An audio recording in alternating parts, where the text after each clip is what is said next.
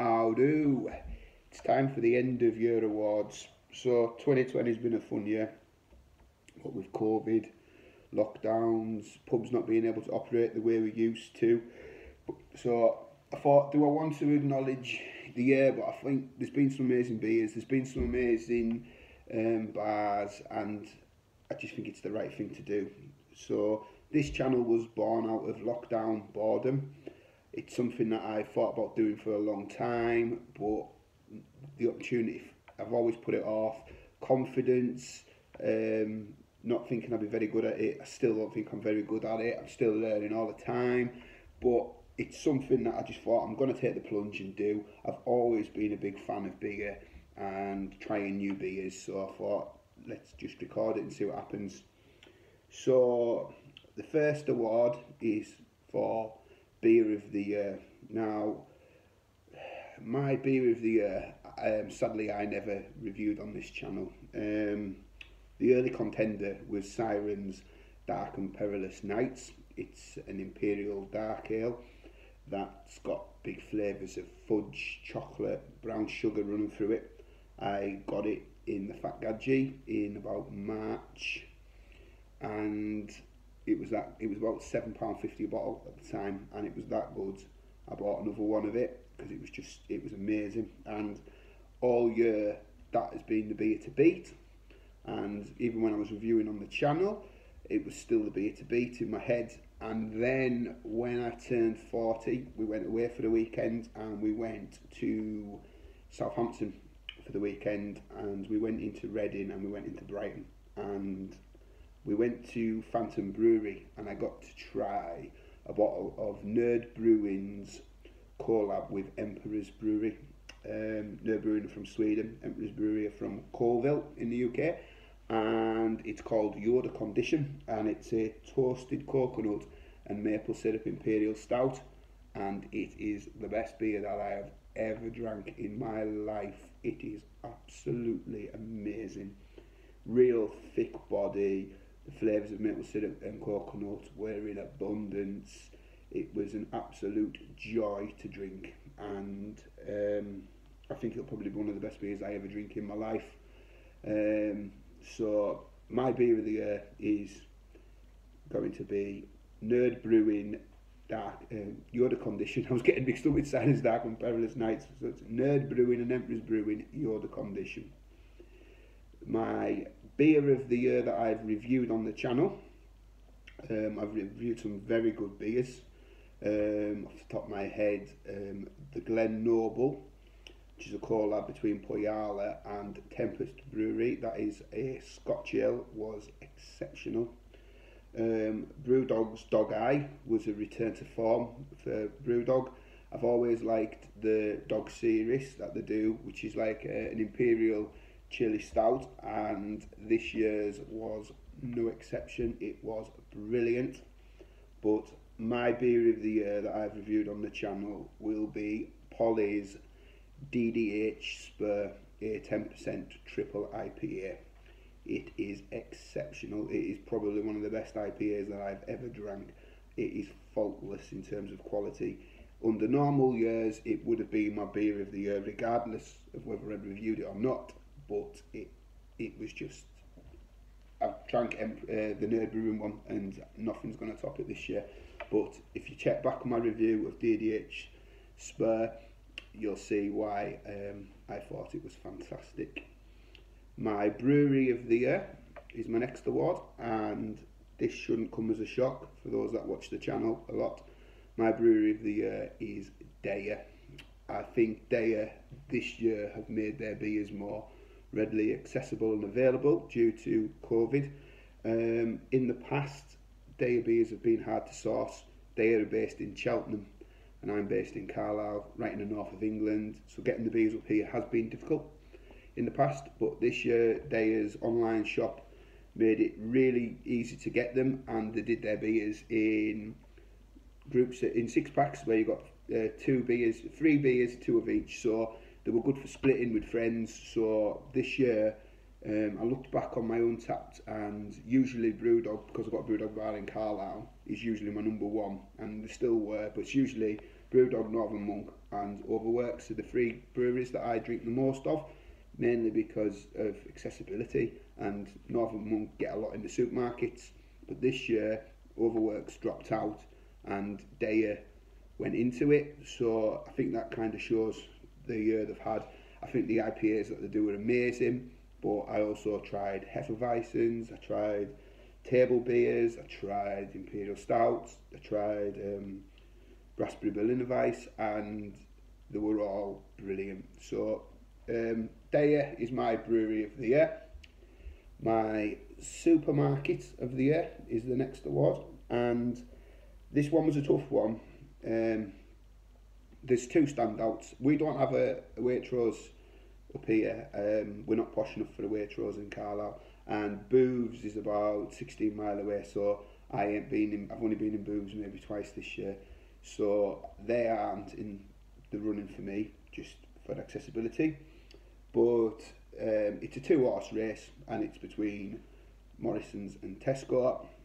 For me, I'm going Tesco as the supermarket of the year. I think Tesco have got the better IPAs. They have got the best Imperial Stouts. I know there is a lot of fans of the Northern Monk North Star. For me, I prefer Zia by London Beer Factory in Tesco.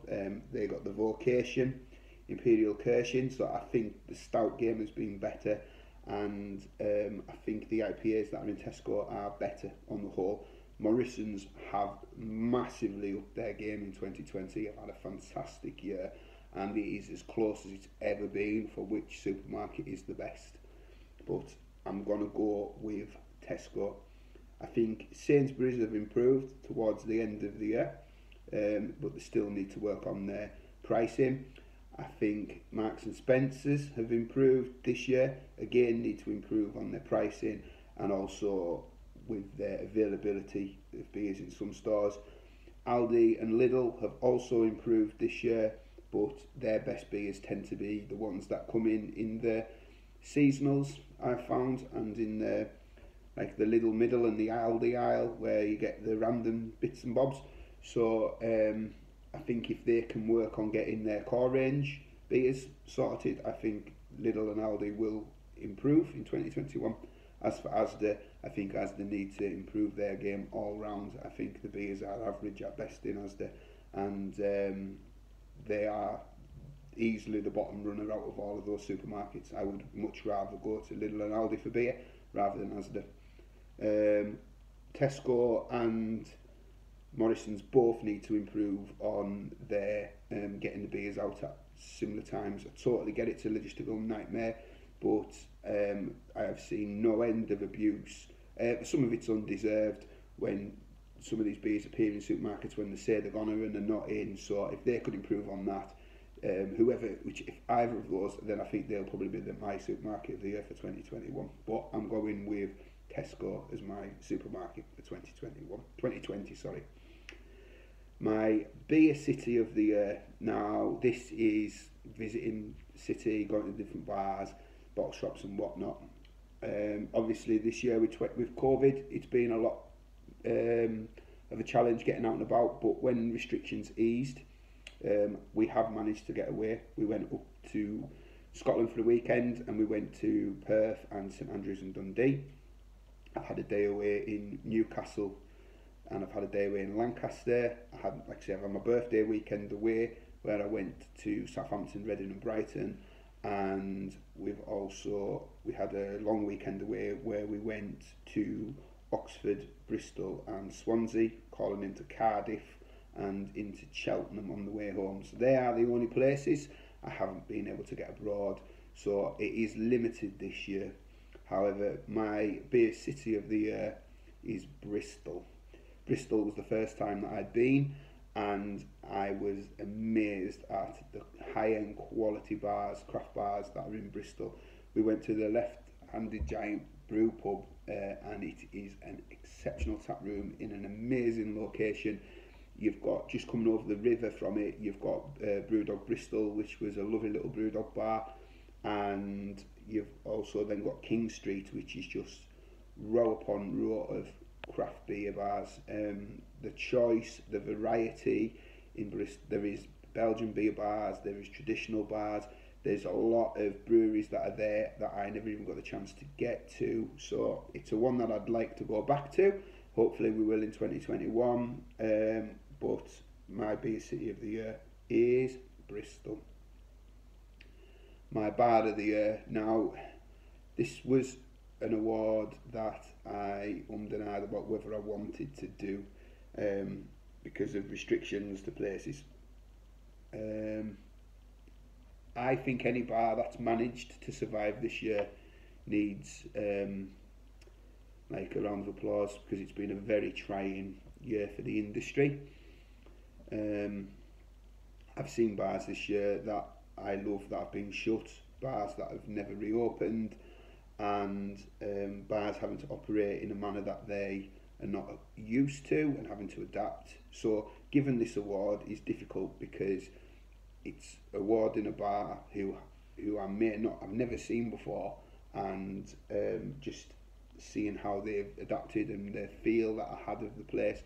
So the shortlist this year, the best places I've been to, Brewery in Swansea is a fantastic tap room in a great location on it's like a wharf, and you've got all the boats outside, and it's what a lovely location. It had about 6 beers and 6 guest beers, and it had outside, it had a little nacho van up. We also went to By the River, which I think is a great bar. I've been there in the past, in previous last year in 2019. I think it's a great bar in Newcastle. And we also went to Full Circle in Newcastle for the first time this year. What a great setup at the brewery there, and I'd love to go back when the restrictions ease. But for me, my bar of the year is the bar at the Phantom Tap. So Phantom's already been the place where I had my beer of the year, but the tap room is amazing. There was about 22 taps, there was about 10 of their own beers, 10 guests. The fridge was unbelievable, the volume of choice that was in the fridge. There must have been 50, 60, 70 beers to choose from. There was lovely food stall outside. The music that they were playing was amazing. It was like indie classics, heavy metal, there was punk, pop punk. The tunes were brilliant. It was well laid out. The space was fantastic. So if you're in the Reading area, Phantom Brewery, if you can get in, is an amazing place to visit, and that is my bar of the year. My Brewdog Bar of the year. So for those that don't know me, my wife and I like to try as many Brewdog bars as we can, and we're currently on 46 around Europe. This year we've got Carlisle, and Carlisle will always be my favourite. I love the bar, I love the staff, I love the welcome that I get every time I go in. I'm made to feel like I'm family there, and I am a massive supporter of Brewdog Carlisle. I think it's a breath of fresh air in Carlisle. We don't have a massive craft beer scene, so for us to have it, I'm always going to be biased and loyal towards Carlisle, but so I do have to give them a shout out, even though I'm not giving it the award, because I'm going to try and do it as a new bar when I do these. So for the first time this year, we went to Perth and St Andrew's Bar. We got to Oxford, Bristol, Swansea, Reading, Southampton and Brighton, and revisits to Dundee, Cardiff, Carlisle obviously. So I think St Andrews was every bar we've been in, the staff have treated us brilliantly. St Andrews in particular were very good, but the bar that I'm going to go for is Brewdog Brighton, and it was just because it was the day of my birthday, and they really pulled the stops out for me on the day of my birthday. So well done Brewdog Brighton, you are my Brewdog Bar of the year. The last award of the bars is my beer shop, is my bottle shop of the year. And obviously this year we've bought more online than we've ever bought because of COVID. I've placed orders with Hopperly, Suds and Soda, Drinks Valley, Beer Ambleside, Beer Hall, House of Trembling Madness. I've bought from Daya, I've bought from Cloudwater, I've bought from Northern Monk, I've bought from Glenafric, just off the top of my head. And the service, Dig Brew, and the service from them all has been absolutely fantastic. I cannot fault the online service of any of these places that I've bought this year. So picking was tough, but I'm going with House of Trembling Madness. I think the price and the variety is exceptional. So for me, they are my online bottle shop of the year. So that is my awards. So thank you for watching. I hope 2021 is brilliant. If you've had a great 2020, congratulations. If 2020 has been difficult for you, I hope next year is a better year. Let's go in with our eyes wide open. It's going to be tough probably at the start of the year, but hopefully we will beat this virus and we can get back to some normality. So have a great 2021. Thanks for watching. Thanks for your continued support of the channel. Let's see where it goes, and as always, on to the next one. Cheers.